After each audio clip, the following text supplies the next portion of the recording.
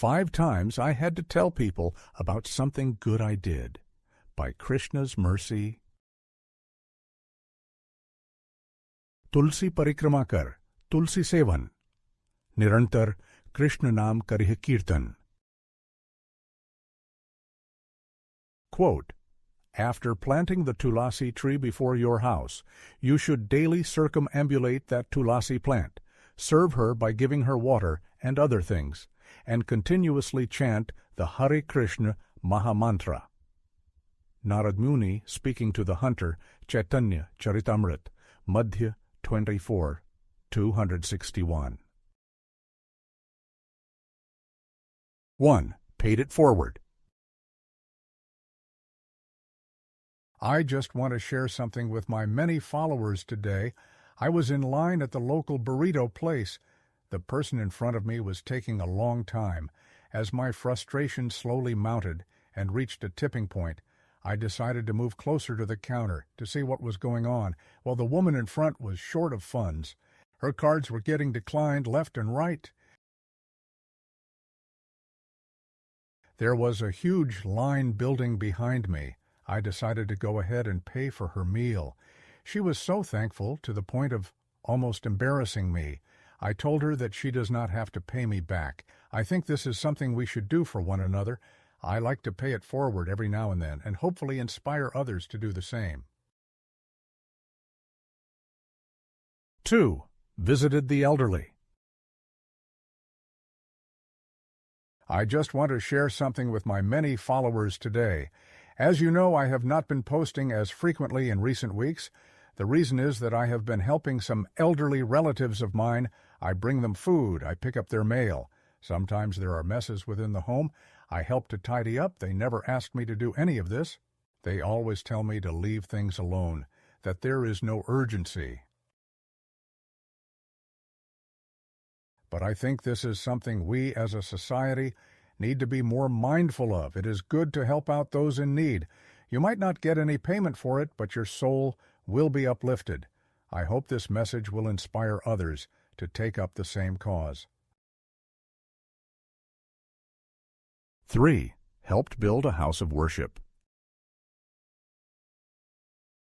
I just want to share something with my many followers today. Here's a picture I took over the weekend. Beautiful, isn't it? They finally put up the temple. It is open for business. Well, not actual business, as this is a non-profit, but you know what I mean. I can't believe we finally crossed the finish line. If you zoom in closer, you will see something printed on the wall. Yes, that is my name. I was the largest donor to the project. They honored my contribution with a plaque. It will stay on that wall for forever, for future generations to see. It is a nice gesture. We are not doing this for money after all. It is our responsibility to help others find a safe place to practice their faith. 4. Prepared a meal. I just want to share something with my many followers today. You see this beautifully arranged plate of food? Yep, that is all me. I made every one of the dishes. I made everything simultaneously. For those having a slow day, that means I cooked everything at the same time. In the kitchen. Yes, just me. No outside help. From scratch. I think it turned out great. People have been complimenting me on the taste. I think it is something nice to do for others. It sure beats takeout. No restaurant can put this much love into the effort. We are not running a business after all. 5. Set a person straight. I just want to share something with my many followers today. As you know, my friend has been having a rough go of it at work. They were on the border of depression. It is the only thing they talked about for weeks on end.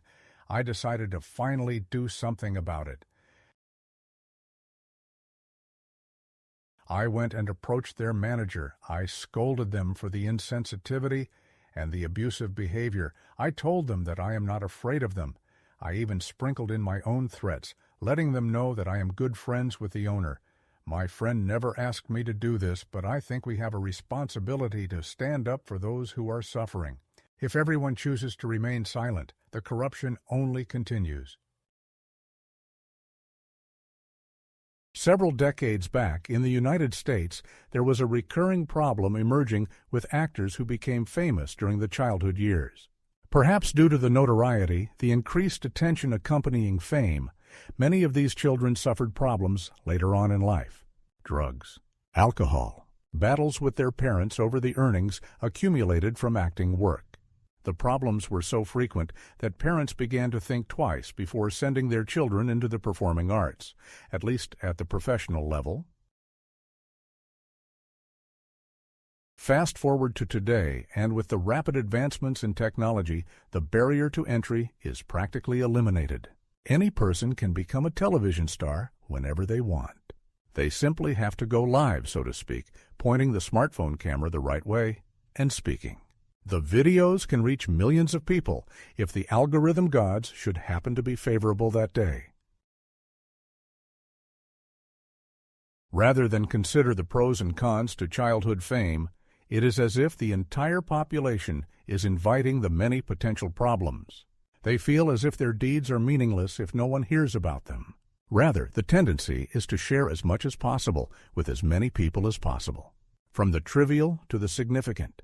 From the successes to the failures, from the high points to the dreaded miseries. It is interesting to see the contrast with the stories passed forward in the Vedic tradition. A liberated soul like Narada Muni has no concern over the reception.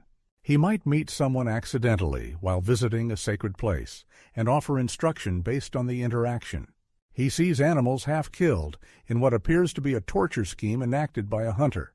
The hunter does not know better. He is simply continuing the family business. Narada Muni, through a brief interaction with some intelligent questions, guides the hunter towards the light. From inimical to supportive, from ignorant to enlightened, the hunter decides to give up his occupation altogether. The hunter establishes meager housing arrangements centered around worship of the tulasi plant.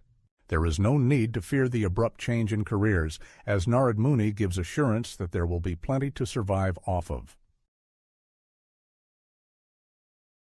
Narada Muni helps a single person in an isolated case without relaying the story to thousands of people. Narada later brings his friend Parvata Muni along for a visit, but this is only to show the effect of turning to the Vaishnava way of life. Narada is not promoting himself or bragging about a conversion. This is the way of disciplic succession stretching thousands of years into the past. Whether someone thanks them or not, the spiritual guide only cares that liberating those who are otherwise bound to duality. Whether the whole world learns of the success story or only a select few pass it on, such as Chaitanya Mahaprabhu, the Guru wants to see a person spared the dreaded fate of rebirth, which is fueled by impure activity tied to kama, which is lust. The connection to transcendence brings a lasting pleasure, which is not dependent on external factors like popularity and attention.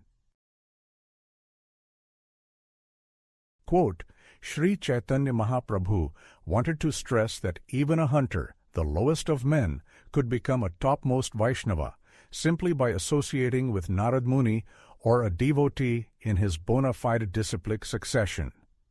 Srila Prabhupada, Chaitanya Charitamrita, Madhya 20, Chav 282, purport. In closing, whether you thank them or not, important the wisdom they've got, ready at a moment to share, even if no one else aware. Like Narad with hunter to meet, transformed from life of meat, to tulasi with reverence and simplicity, because of knowledge absent duplicity.